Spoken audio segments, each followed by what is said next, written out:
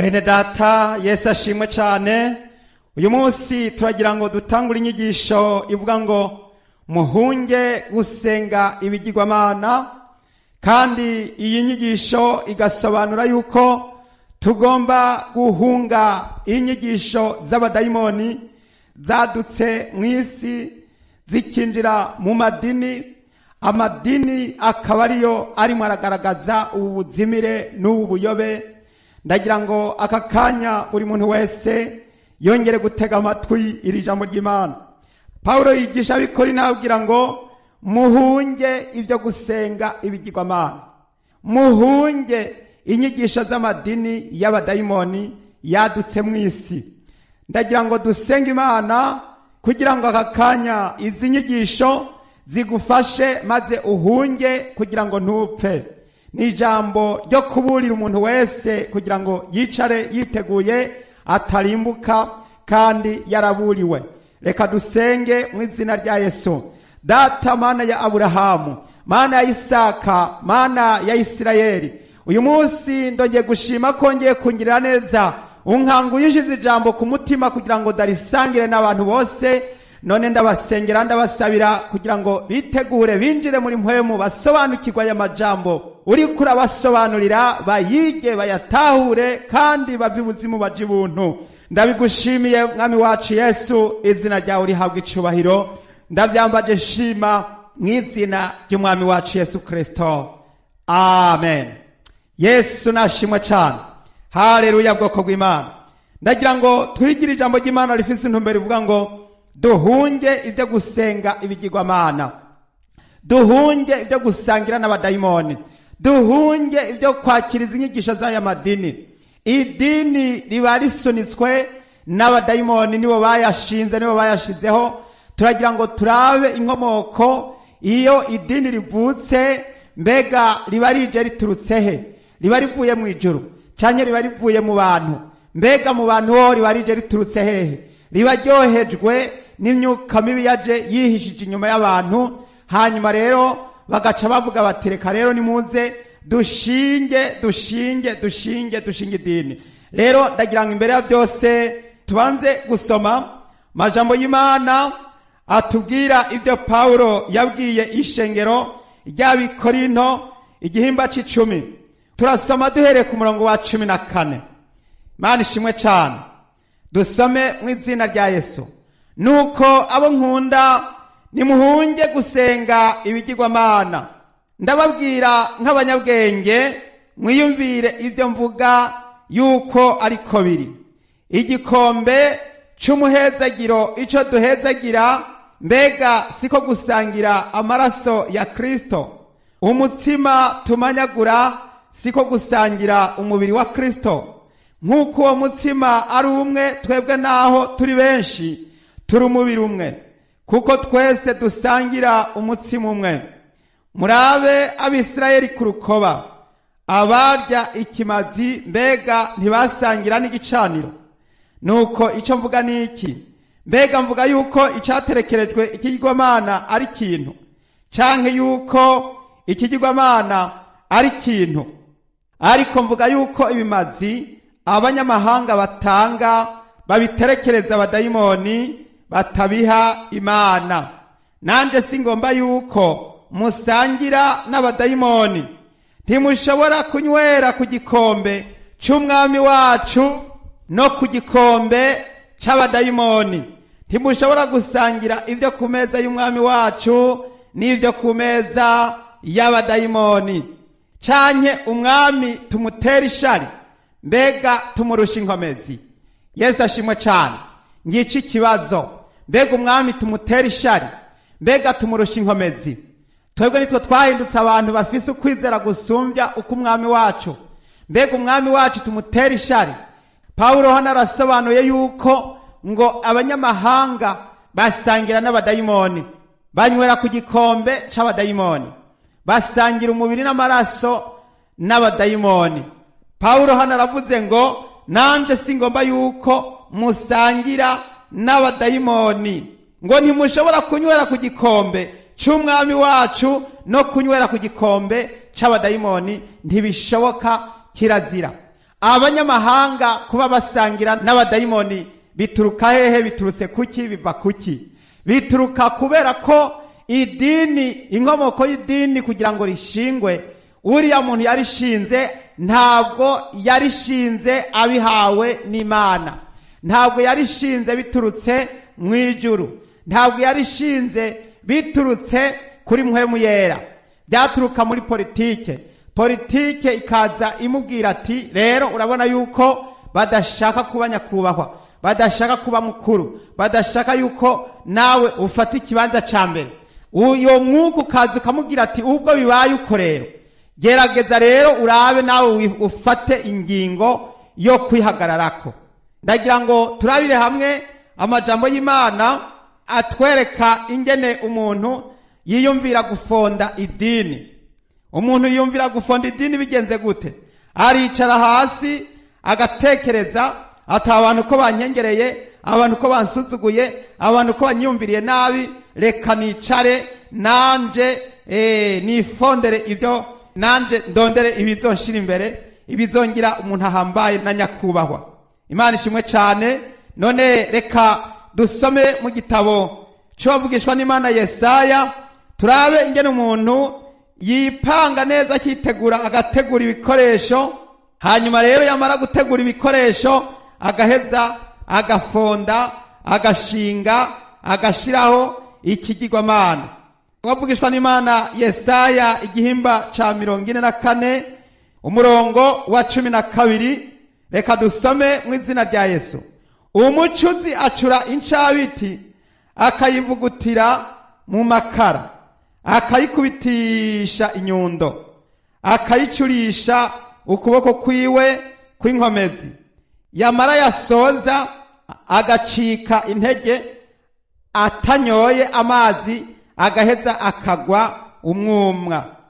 Umubaji aramvura umugozi ku giti, akahacisha ikaramu, akakibaza n'imbazo, akakigera n'icuma kigera, akakibaza mu ishusho y'umuntu, kikagira akaranga nk'ak'umuntu, kugira ngo kibe mu nzu.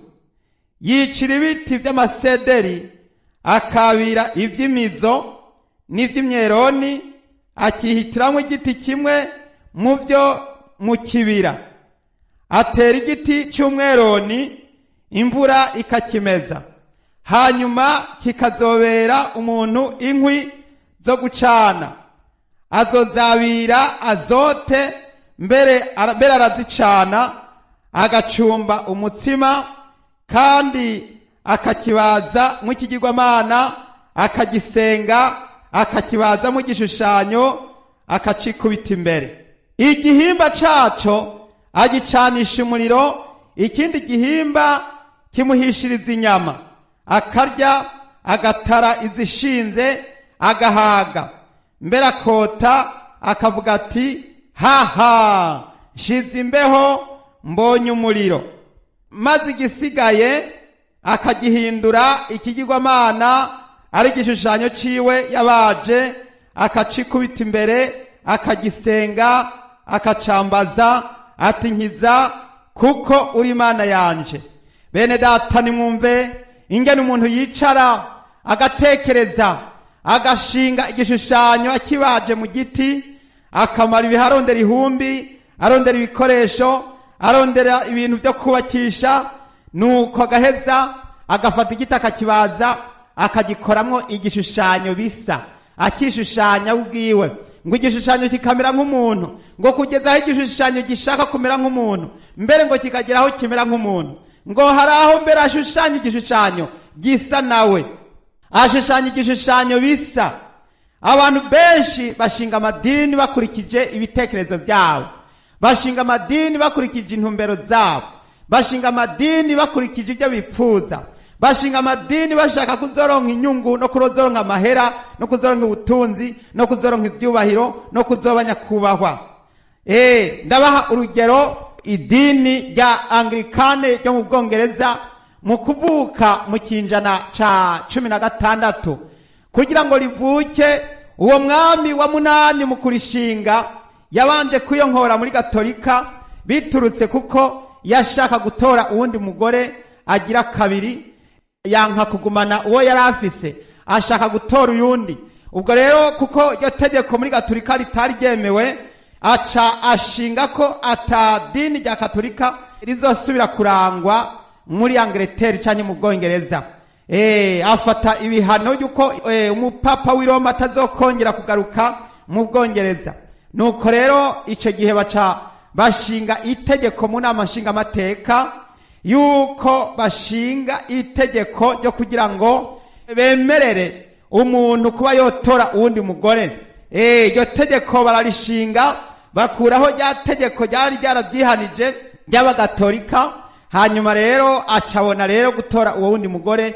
Ubwo rero idini ry'abaporoti rica riba riravutse. Muca mwumva yuko inkomoko n'intondoroko yo gushingwa kw'iryo dini bitavuye ku mugambi w'Imana, kubera yuko mwibuke yuko Yohana umubatizi mu kwicwa yishwe ahowe ko aburiye Herode yuko yafashe umugore, yacuye umugore w'undi muntu. Hanyuma rero aravuga yuko ico kintu yakoze ari icaha.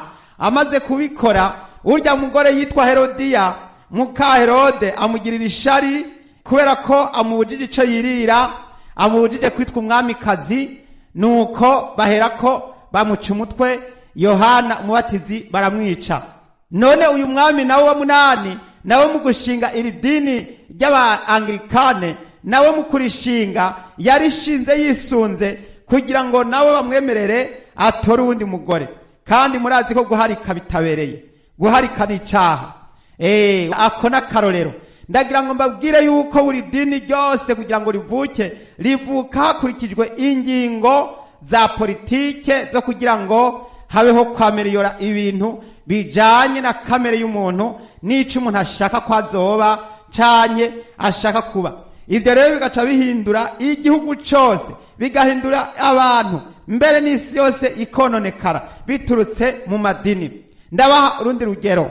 Aya madini y'abatinganyi yadutse mw'isi yashinzwe hakurikije kugira ngo bazane ubugesera bwaduke nka bumwe bw'isodomu n'i Gomora, kugira ngo isi igere ku rwego rwo kurangira, abantu bahebe kubyara, abantu basigara bameze nk'ibikoko, basubire kumera nk'uko Sodomu n'i Gomora yari imeze. Iryo dini rero ryahavuye riraza, ubu rero ryarashigikiwe n'aya madini yose.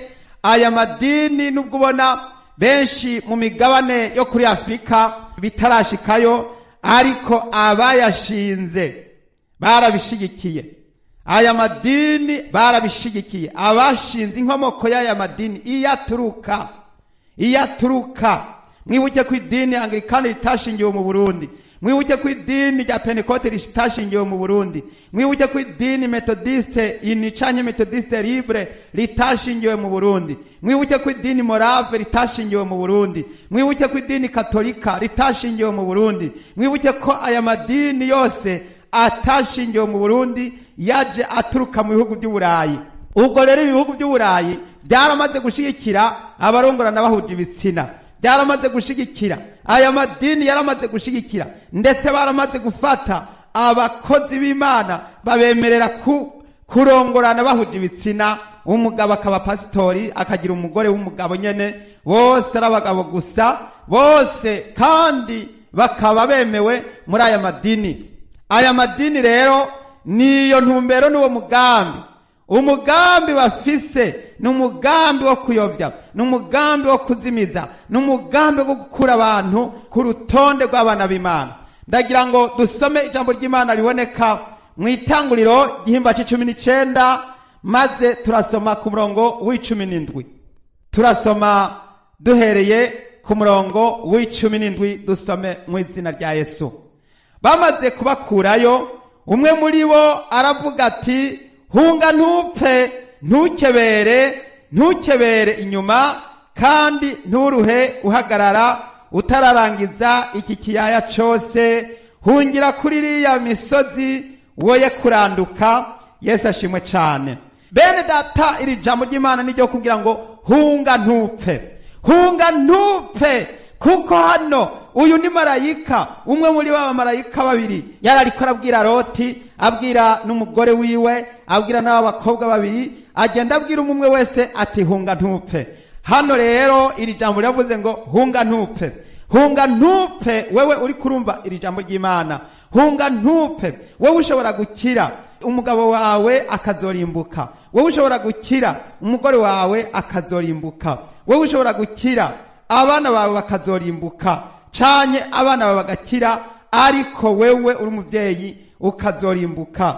Hunga ntupfe, wewe mugabo, wewe mukenyezi, wewe musore, wewe nkumi, hunga ntupfe. Hano uyu marayika yari ariko araburira umwe wese ngo ahunge b'Isodomu n'i Gomora, ahunge ntapfe. Ndagira ngo mburira abantu bakiri muri aya madini y'Abisodomu n'ab'i Gomora, muhunge ntimupfe. Hunga ntupfe, tanga urusohoke uveyo, tanga uruhunge, ntukebere, nturabe inyuma, tutararangiza iki kiyaya. Kino kiyaya turimo ni ikiyaya c'ubuyobe bw'Ubugesera, ni ikiyaya c'ubuzimire, ni ikiyaya co kuyoba. Izi nzira zadutse mu isi z'aya madini yadutse, zatumye abantu benshi bapotera, barayoba, barazimira, bata umurongo, none heraba bagiye kurimbuka. Ngo ntukebere inyuma kandi nturuhe uhagarara. Ntuhagarare mu nzira. Genda utumbereye, genda werekeje amaso, uyatumbereze ku musaraba, utumbere Yesu wenyene, kuko ari we nyanduruko kwizera, kandi ari we wenyene azoshobora kurokora. Ngo kandi nturuhukebera, nturuhagarara, nturabe inyuma, tutararangiza iki kiyaya. Marayika arimo arakubwira ati vayo, kandi ugire vuba kandi uveyo, kuko aya madini yarakuye hasi. Nabahaye urugero rw'iryo dini Anglikane ukuntu ryavutse, ariko hariho ayandi madini uno munsi aya yose mubona azwi muri Amerika, mu Bwongereza, akaba ari mu Burundi, akaba ari mu Rwanda, akaba ari muri Kongo. Inkomoko yayo nubwo muri Kongo bitarashikayo, nubwo mu Rwanda bitarashikayo, nubwo mu Burundi bataratangura kubyakira, ariko iyo bituruka baramaze gushikira abatinganyi.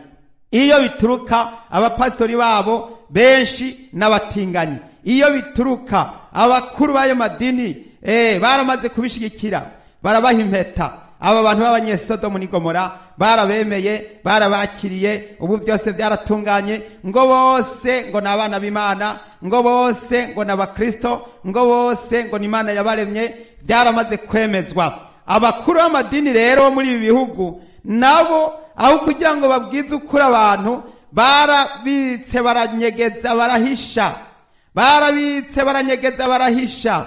Abantu nabaho kugira ngo babikurikirane, niyo hagize ubivuga bahita bavuga tubone umubeshi, ati uwo muntu none ashaka tujehe.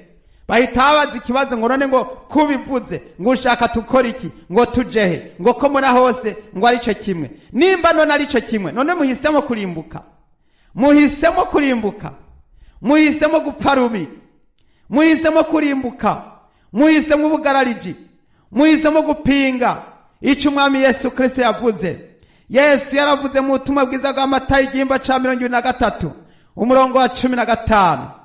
Imana ishimwe cyane. Matayo 23 umurongo wa 15 aravuga ngo muzobona ibara mwebwe abanyabwenge b'ivyanditswe n'abafarisayo mwandyardyamwe, kuko mukwiragira mu kiyaga no ku misozi ngo muhindure n'umwe abo w'idini yanyu. Iyo ahindutse mutuma abarusha kabiri kuba umwana wa Gehinomu. Idini litwara abantu muri Gehinomu. Idini likorera batwara abantu hariya kuzorimbuka.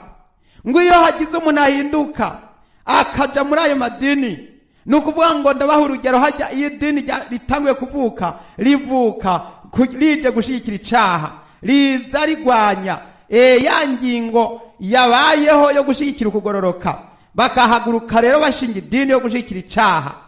Ndabaha urugero ukuntu idini Gatolika ryavutse. Idini Gatolika ryavutse bashigikiye yuko bagomba gusenga bari kumwe n'ayandi madini, bari kumwe n'ayandi madini yasenga kiranga, abasenga izuba, abasenga ukwezi, abasenga ibishushanyo, abasenga za Dagoni, abasenga imana zitazwi, abo bose idini rya Katolika rimaze gushigwaho ryashiriweho kugira ngo abo bose bemegwe, kandi baca bashinga itegeko bavuga bati umuntu wese agomba kuja muri iryo dini ku nguvu, utazoba yemeye kurijamwo uwazoba ari igicibwa. Baca batangura guhindura umubatizo wa Yohana umubatizi, wa mubatizo Yesu yabatizwa. Baca bavuga bati rero kubera harimo abantu banyakubahwa bashaka kubatizwa, nta mpamvu zo kwirwa barakura impuzu, ahubwo bazohora babatizwa ku mutwe badonyangirijwe ko utuzi mu gahanga, atariko kwirwa baragenda muri izo nzuzi. Ati ibyo birahagaze. Baca batangura rero kugenda babatiza abantu ku mutwe. Uko niko idini rya Katolika ryavutse risimbura ishengero ry'Imana, risimbura ishengero ry'Abakristo. None mwene data, aha ikibazo kwibaza, wewe ukiri muri iryo dini, wewe ugihagaze muri iryo dini, wewe ukawumva yuko atagakiza woronka utakaronse muri iryo dini, ndagira ngo ngire ko ahubwo ubuzimire bwaragufashe, kubera ko abashinze iryo dini bo baramaze kurangiza umurimo wabo wo kuyobya no kuzimiza, baramaze gutwara abantu muri Gehenomu. Igisigaye we utarapfa ngo ukugwe kw'imbabazi, kiza amagara yawe, hunga ntupfe, ntukebere tutararangiza iki kiyaya, vayo ushobore gukiza n'uyundi. Nawe fata ingingo yo kugira ngo uburire abandi nkuko nawe uri kuraburirwa, ubwira abandi guhunga nkuko nawe uri kurabwirwa guhunga. Imana ishimwe cyane. Ndagira ngo mwene data wumva amajambo wavugishwa n'Imana Yesaya yavugishijwe. Yesaya yavugishijwe mu gihimba ca 41 umurongo wa 24 haragira hati, raba ntaco murimwo kandi n'igikorwa canyu n'ubusa, ubahitamwo aba abaye umuyobe. Imana ishimwe cyane, haleluya. Ngo raba, ngo ntaco murimwo, ntaco muzi, nimuzi imigambi yapanzwe kuri mwebwe, ngo kandi n'igikorwa canyu ngo nicubusa, ngo ubahitamwo abaye umuyobe. Iri jambo umuyobe ni jambo ry'ubuzimire, ni jambo ryo kuyoba. Ubahitamwo, uwahisemo inzira bene iyo abagiye kuyoba. Iyo nzira wahisemo, mwibuke ko idini risobanura inzira, bisobanura idini bisobanura inzira. Iyo rero wagiye mu iryo dini uyobye ubutaye inzira, kuko ubuhushije ishengero ry'Imana, Ndagira ngo mwene data ufate ingingo yo kukiza amagara yawe, ufate ingingo yo kurokoka, ufate ingingo yo gukira, ukize ubugingo bwawe, kandi na mugenzi wawe uzi ubona hafi umuburire. Imana ishimwe cyane. Rero uyu munsi iki cigisho gitanguriye aha nonaha, tuzokomerezaho. Ndagira ngo buri muntu wese yitegure gukiza amagara yiwe. Iyi ni mburi iri kwiraburira abantu hakiri kare batararimbuka. Muragira ngo muzoze mumenyeshwa ingene aya madini yose yafashe ingingo yo gutwara abantu muri Gehenomu. Buri muntu wese afata umwanya wo kubaririkiza inkomoko, idini arimo ryatanguye gute, ryavutse gute, habaye iki kugira ngo rivuke. Niwamara kumenya ivyo, uzoca bibaza ati none ubu ahandi ni kubera iki nazimiye bigeze hariya hose, kubera iki nayovye, kubera iki ntashaka guhinduka, kubera iki bambwiye bikanka. Hariho umudayimoni yihishije inyuma, niwe yanzibiye. Ndagira ngo ndamwirukane, umutuze, umutekeze mu izina rya Yesu. Tugiye gusenga kugira ngo umudayimoni yakubujije gukumenya, yakubujije kumvira ijya mpwemu yera, umwirukane, umutuze mu izina rya Yesu. Oh, haleluya. Data ubyagiye ahera mu ijuru muri kano kanya, ndagushimiye ndagukengurukiye mwami Yesu Kristo. Ubutumwa bwiza burimo buravugwa nubwo gukangurira uyu muntu kugira ngo akire, kugira ngo abohoke. Ndasengera abantu bakiri muri aya madini, bakiri muri ubuyobe, bakiri muri zinzira z'ubuzimire. Mwami Yesu, ngo inzira zabo ziko ziragana mu rupfu, zija mu rupfu, kuko baciye muri rya rembo ryagutse. Mwami, rya rembo ryagutse niryo bahisemo. Ndabasengera kugira ngo bahindukire, bagaruke bahunge ntibapfe bakize amagara yabo. Mwami Yesu Kristo wa Nazareti, ndagushimiye mwami abantu bariko barabohoka, n'abagiye gutabarwa, n'abagiye gukizwa, n'abagiye kwezwa. Urakoze mwami. Mwami iri jambo ryawe rishitse kuri aba bantu, baryakire kandi barifate nka nkama, kandi mwami bakomeze kwitegura ndetse basangize ubutumwa n'abandi, kugira ngo baburire umuntu wese iyi mburi igere ku bari kure no ku bari hafi, abantu batabagwe bakize amagara yabo. Urakoze mwami Yesu. Urakaza mwami gutora umugeni yiteguye yamaze kuba maso. Mwami urakoze, izina ryawe rihabwa icubahiro. Nanje ndabisenze nizeye ndavyambaje nshima mu izina ry'umwami wacu Yesu Kristo. Amen. Amen. Yesu abahezagire cyane. Mwari kumwe na mwene Sombo nimpa Abeli. Nimero za telefone utanguza igiharuro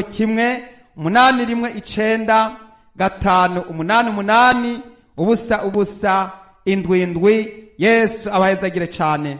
Amen.